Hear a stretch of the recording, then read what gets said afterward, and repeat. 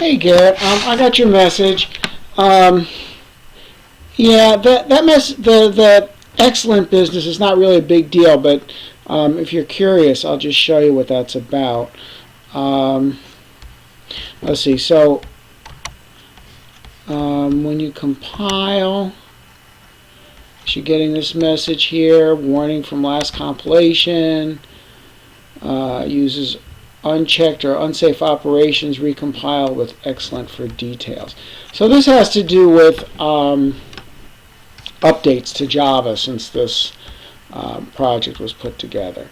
So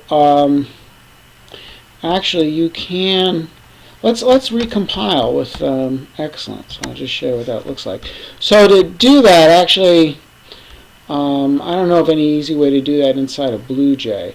But what you can do is, I'm just bringing up a terminal in Windows. I'm using Cygwin because it's more Unixy, which is more what I'm used to. And let's see. So I'm just going to change to the directory that has the picture and all those other classes in it. And let me try doing Java C for compile and use the excellent option. And it was in Canvas class, right? Yeah. Canvas.java, and see what it says here. Alright, so here it's giving us information, and what it's saying is we're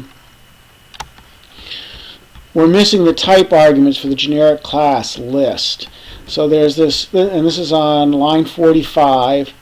It says list, and we don't have the generic stuff. So generics are just actually, you might have seen that in your book someplace. Generics are the things you put in brackets to say, like when you have an array list, to say what kind of array list it is. So let's just take a look at line 45 here.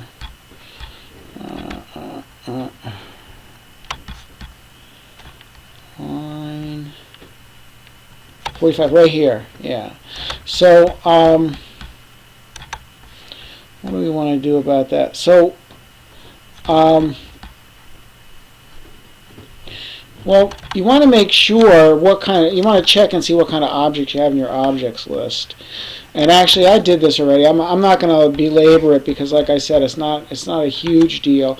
But if you look through the code, you'll notice that all the objects in that list are of type object.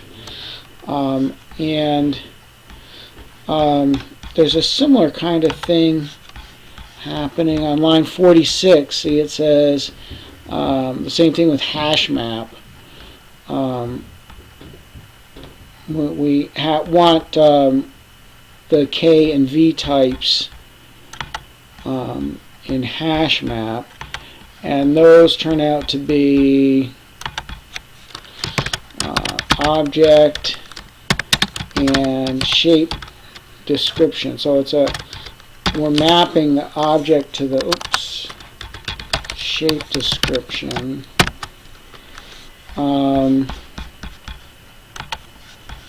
Looks like there's some other ones here. So that was line 46. Then we have, on line 64, when we're creating the array list, if we go down there, line 64, let's see, let's just go ahead and, so this is our objects list. Remember, that was declared actually as just a plain old list here, but an array list is a kind of a list, so that's why that works. And then for hash map, we want to do the same kind of deal. I'm just going to copy this.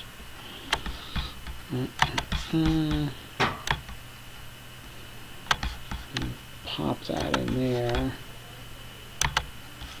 So again, like I said, this is just a change in Java, and it's actually a nice change, sticking in these generics so that you don't have to do any casting or anything, and you know what kind of objects you have in your lists there. So that was line 64. Line 65 we just took care of.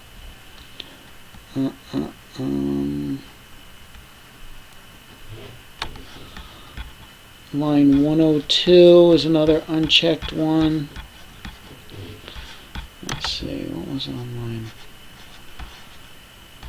102? Actually, that one might be okay now. Let's see. And I'm going to try running it one more time and just see what's left to do, just to make sure, because sometimes some things fix themselves. Alright, so now we have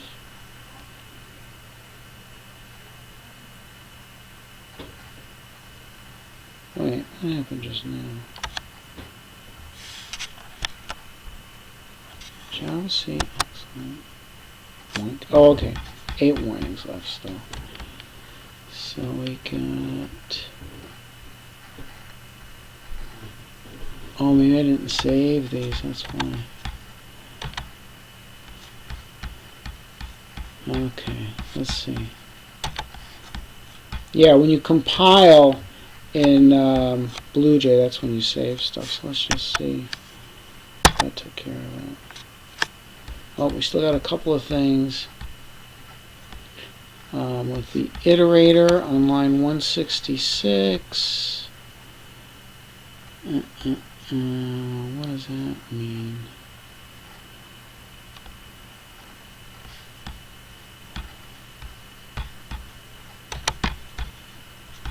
$166.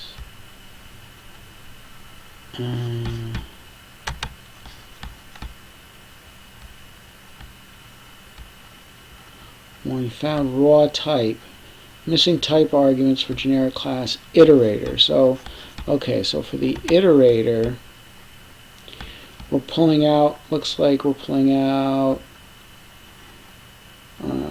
shape description objects. Is that right?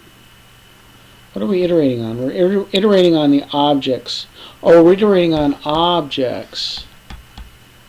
Objects was just, I think for objects we just said object.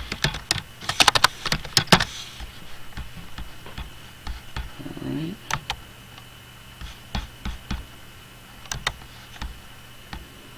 And it says the cast is redundant. So we don't need that cast anymore from shapes.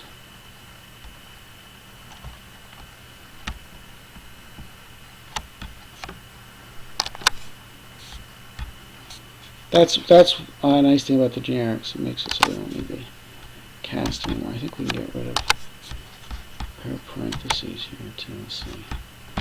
Okay, and let's see. Is that everything?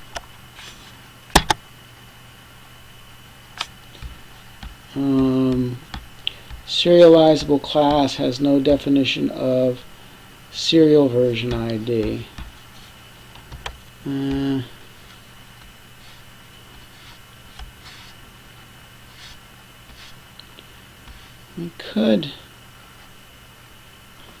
We could stick in a serial version ID.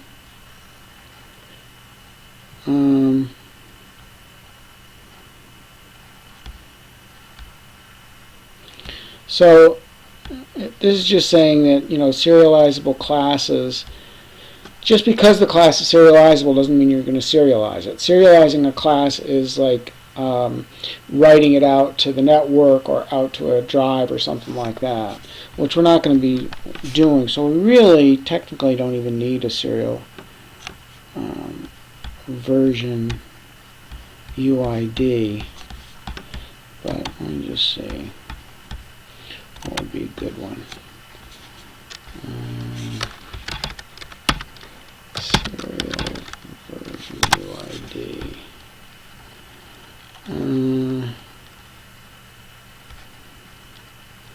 see.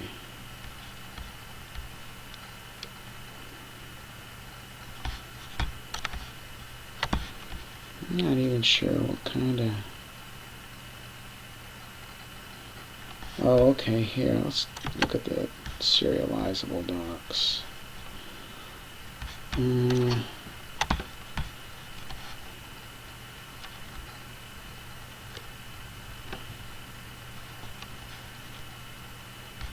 I don't see it. Oh, here it is.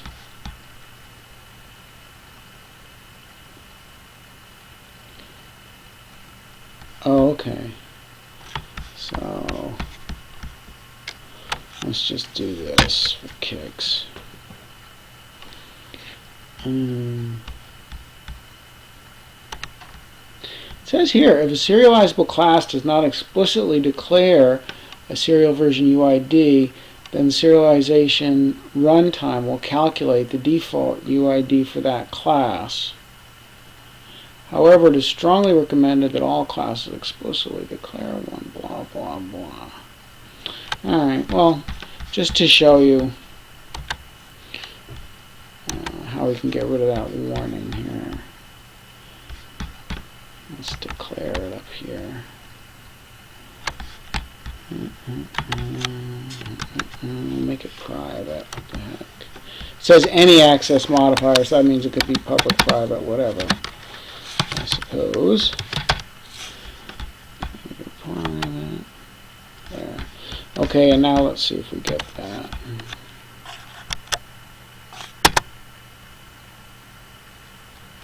Oh, still doesn't like it. Oh, Canvas pane needs it. Maybe Canvas didn't even need it. Was it just Canvas pane? Let's find that. Canvas pane.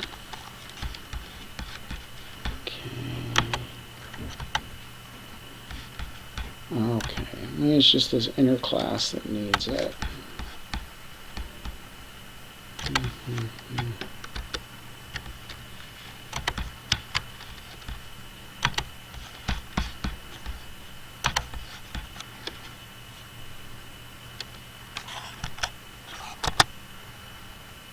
Okay, yeah, so now we're happy. So, so this one compiles with no problems, and I'll send this one to you too, just so you have it. But again, like I said, it's really just because they moved to a new version of Java, so Java kind of changed underneath the code. But the code's okay; it will still run. But I'll go ahead and send you the Canvas class, Canvas.java with the changes I just made.